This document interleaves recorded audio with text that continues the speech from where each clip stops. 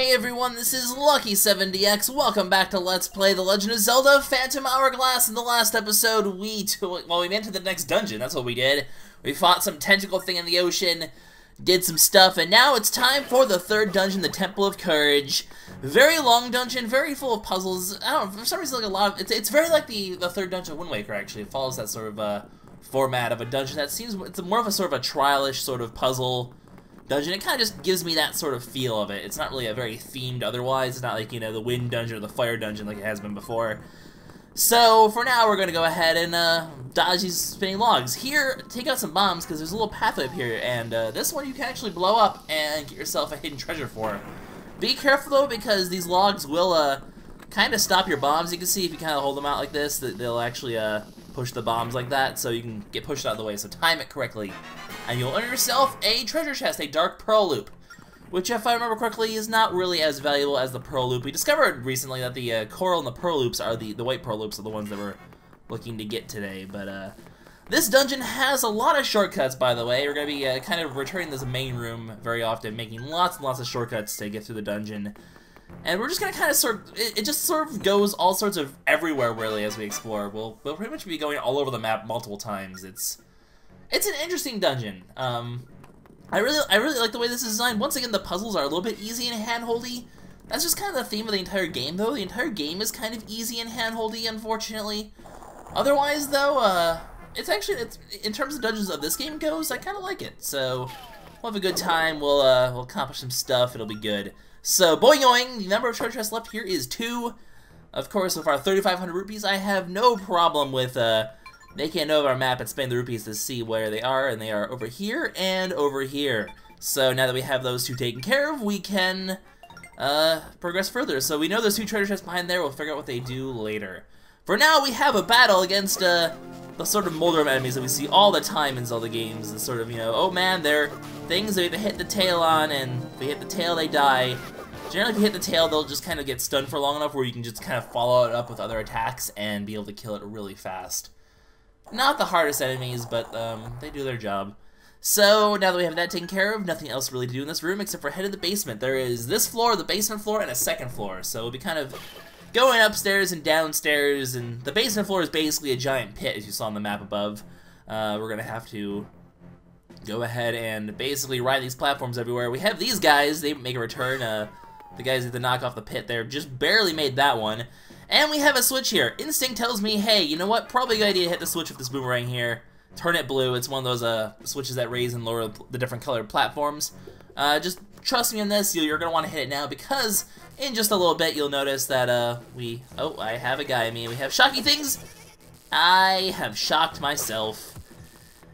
I love how the map just gets all fuzzy when you do that. It's such a cool effect there. But as you can see, now that the blue switch is activated, these are lowered, we can progress further. I want to kill this guy, just for the funs of it. So, you know what? There. Spin attack to the slime.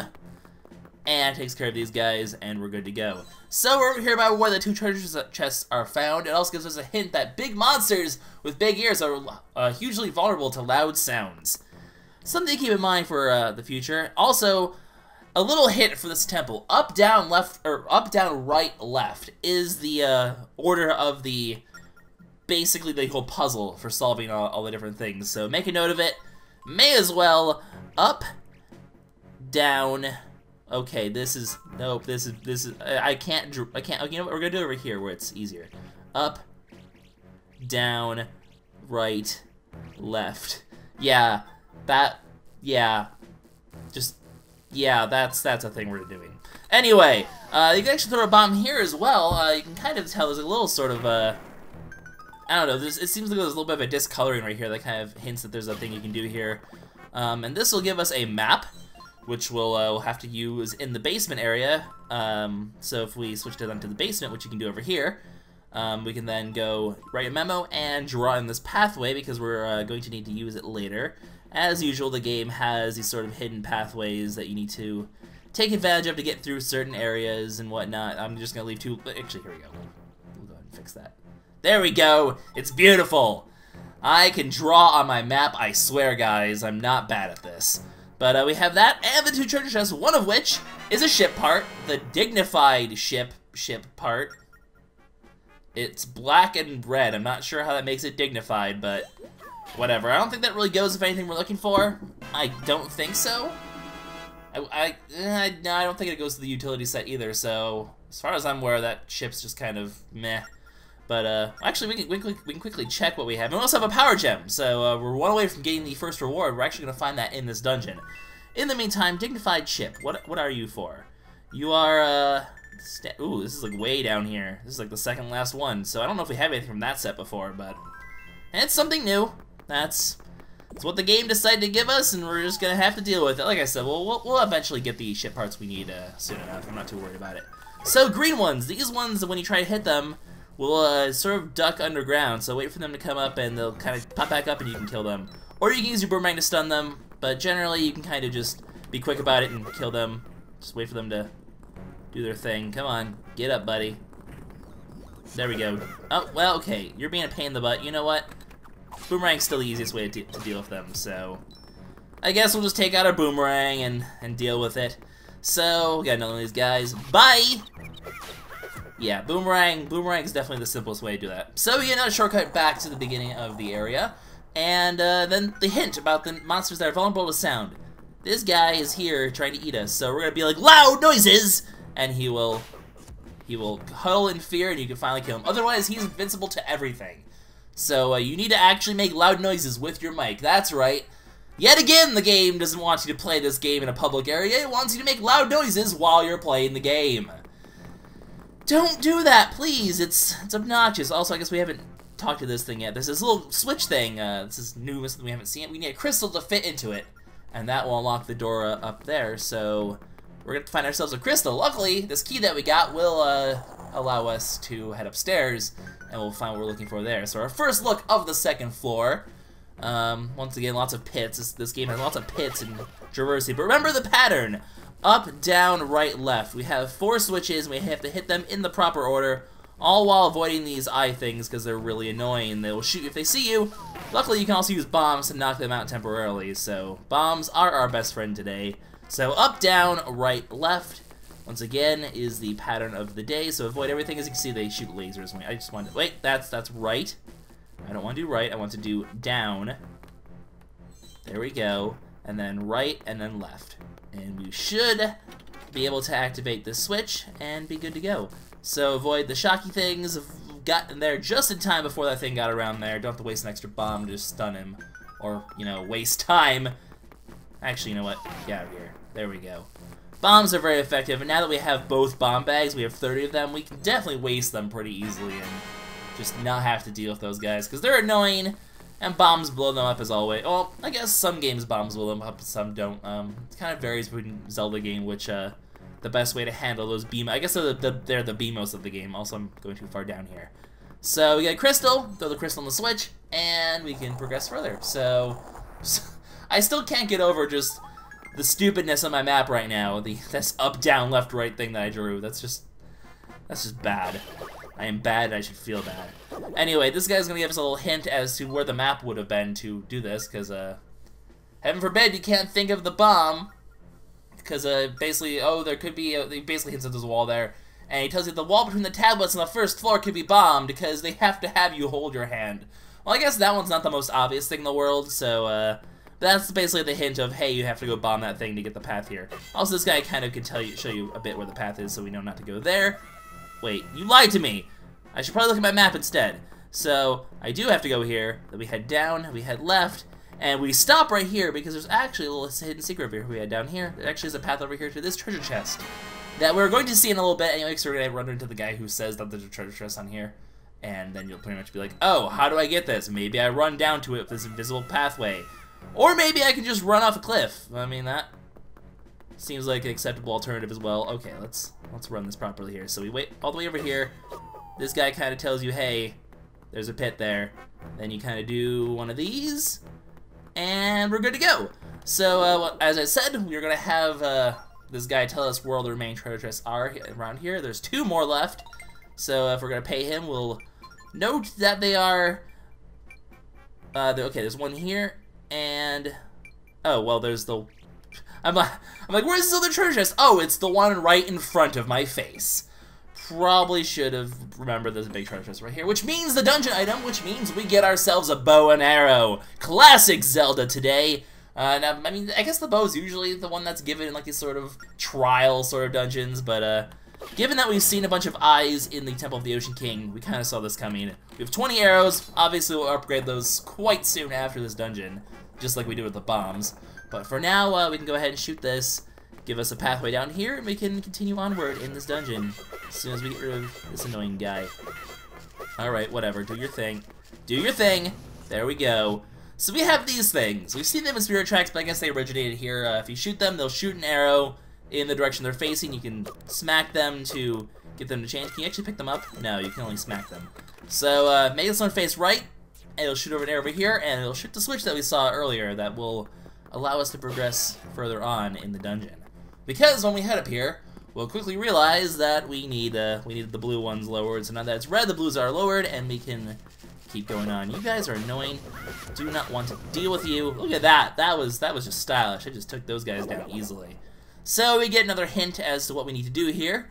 The crystal needed is the very same crystal we needed elsewhere. So how are we gonna bring this crystal over here? Well, luckily we get a path back to the beginning right now. Also, you're annoying. Get out of here. The bow can take care of. I don't want to shoot. Oops. The bow can take care of those guys relatively easily now as well. We can go ahead and shoot the eye in the eye. Yeah, that was a phrase I just said. And we can also probably get some arrows here too. Sweet! So that also leads back to where we have the crystal. All we need to do is just grab the crystal here. It'll unfortunately close the door there. But from here we can go ahead and bring the crystal to the other crystal switch. And that will unlock the door to head upstairs again. So yeah, basically it's a fairly fast-paced dungeon if you know what you're doing. Lots of puzzles, but they're all relatively simple, and really it seems like a really long dungeon, but in the end it really isn't terribly long anyway. Here we're in Octorokville though, which seems pretty scary, but then you remember, hey, we have a bow, and we're just gonna go ahead and eliminate these Octoroks from a distance because it's a lot safer, because they're trying to shoot everything at everyone. And it's just easier if you just go ahead and slaughter most of them first. There we go. Gets most of them out of the way. Finish this one off, and once you have all the Octoroks, it will allow us to have a path forward, and we can continue onward. So, yeah, you're gonna have to have the bow to shoot the ones across the pit. There's no other way to reach them, quite obviously.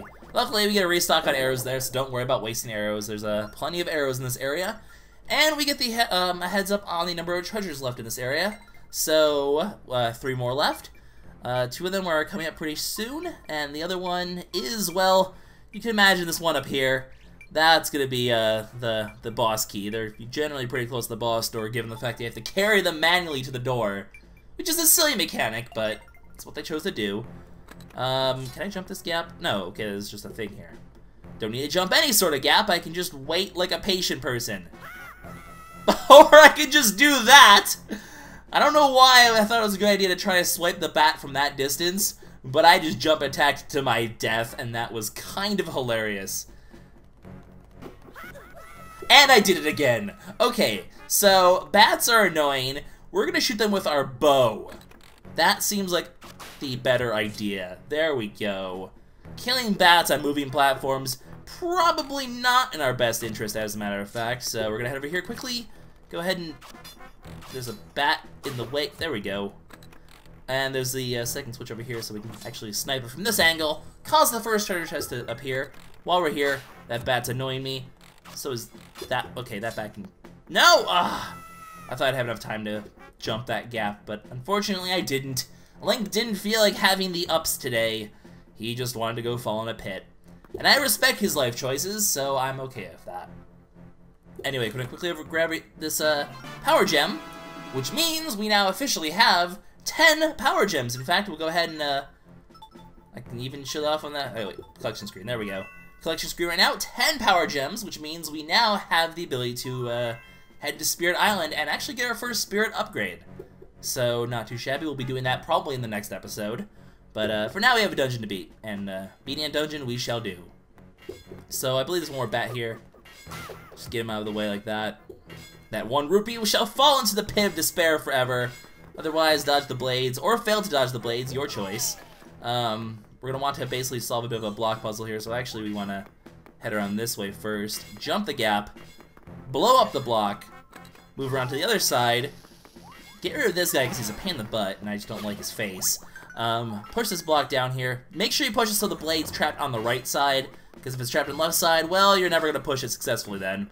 And then we just kind of push this block, slowly corner to the blade, make him suffer even more, make him, hang on, wait for it. Okay, come on, I can get this, come on. Make him suffer.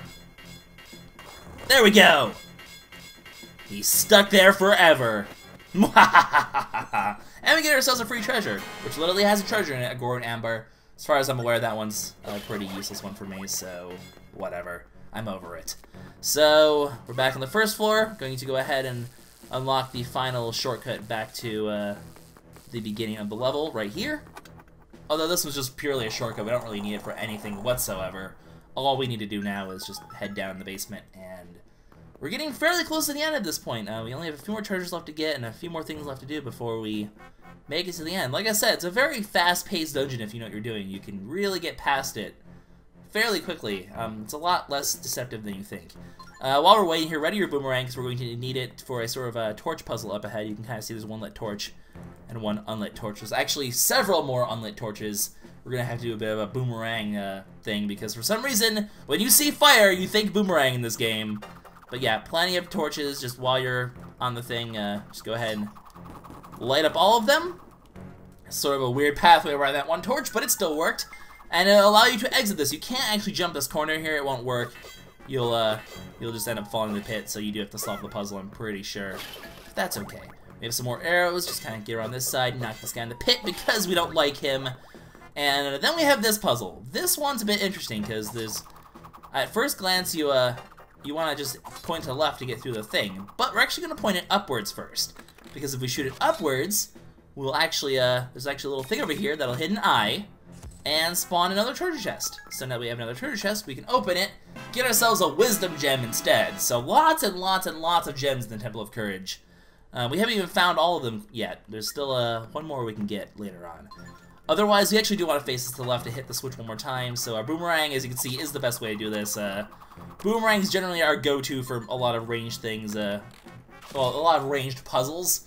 The bow generally is just to kill things. The boomerang is more of a puzzly sort of item. So that'll hit the switch over there, and we can now head upstairs once more. You can see the eye from there if you wanted a hint as to how to get that treasure chest.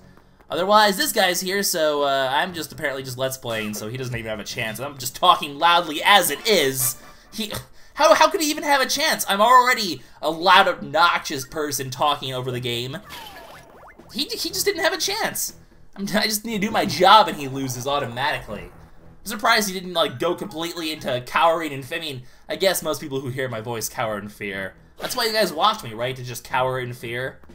I mean, I would watch that. I don't know what you're talking about.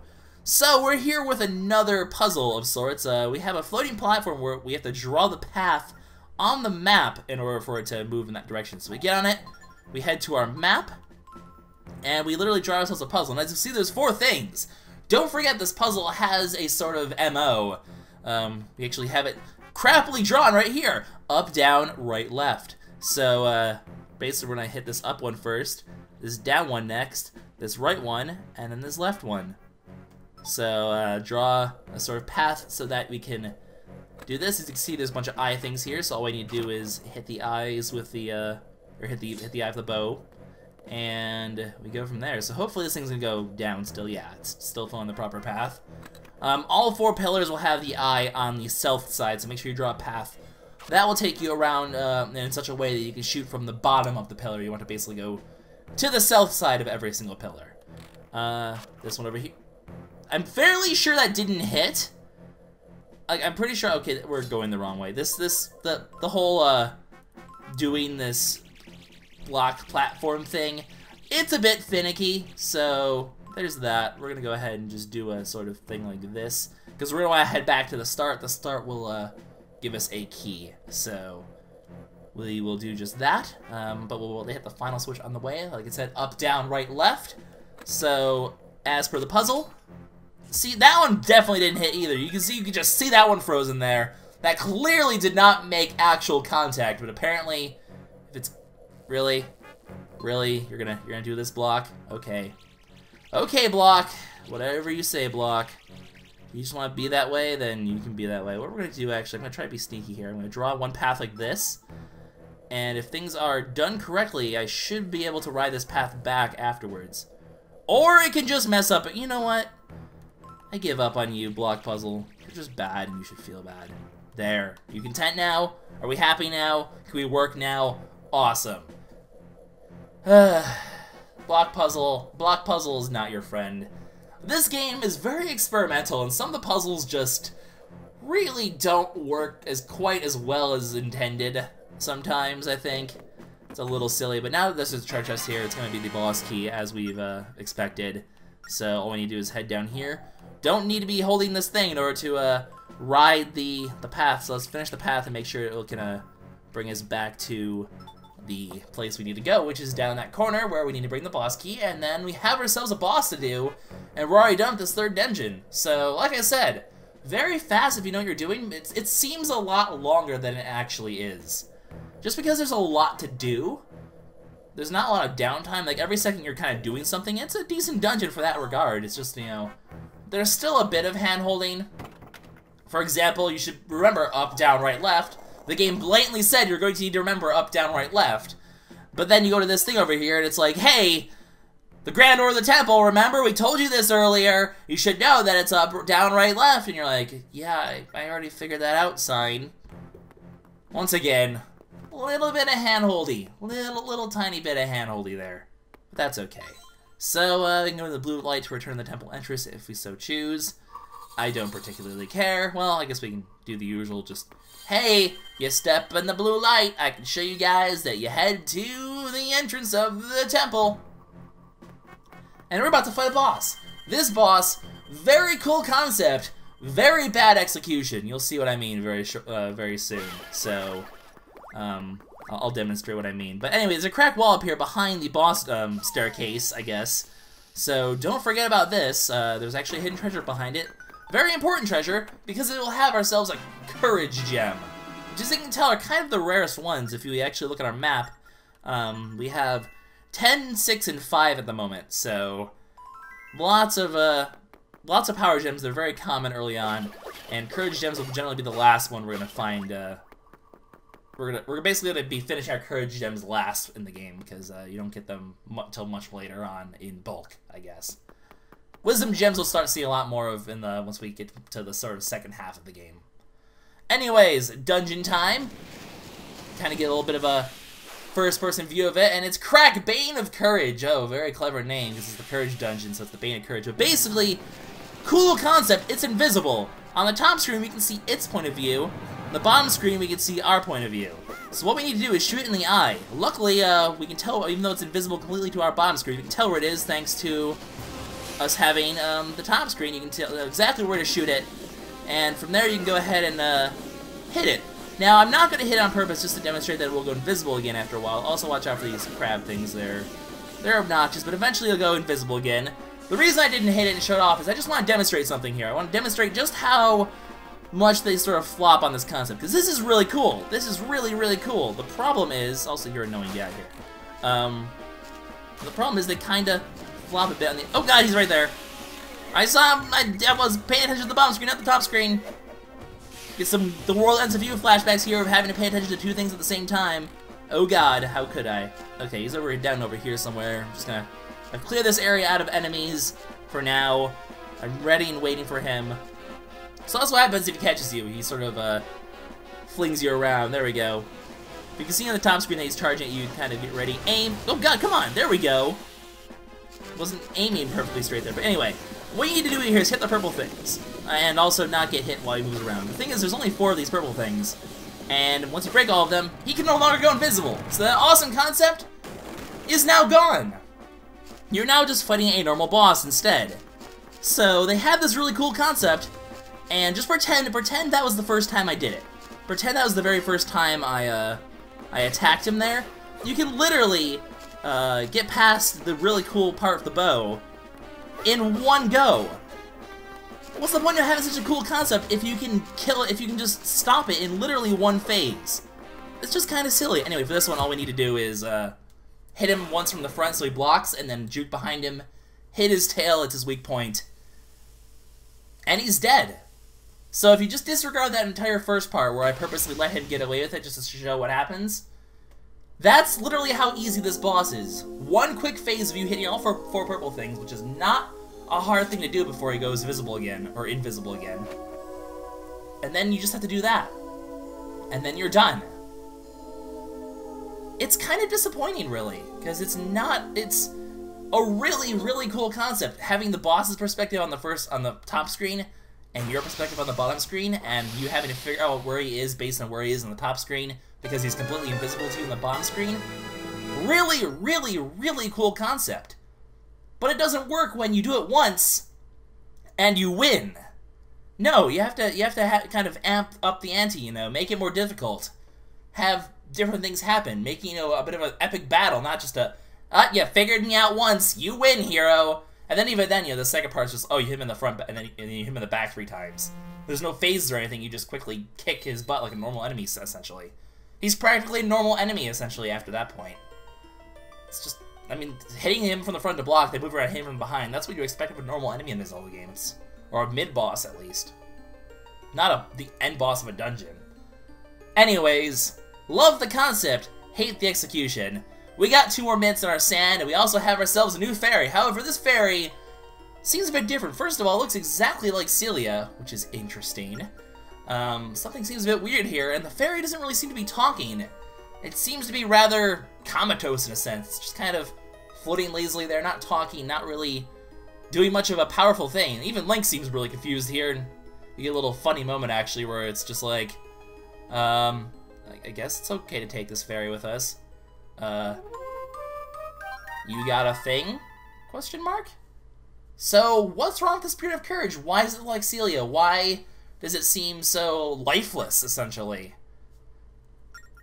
Questions we're gonna have to answer next time, guys, because it's been 28 minutes, and, it's gonna be 28 minutes by the time we get out of this dungeon, and, well, we just finished a dungeon, so we're gonna end the video from here, I think. So, what's wrong with the Spirt of Courage? What are we gonna get for those 10 power gems? Is there any new minigames we can do with the bow? All questions we're going to answer next time, guys. So, thanks for watching. This has been LuckySevenDX, the Temple of Courage. Really cool temple, really fast-paced. I like it. Just the boss, really cool. Could have been awesome. Drop the ball. Ah, well. I'll see you guys in the next episode for more Phantom Hourglass. Bye-bye.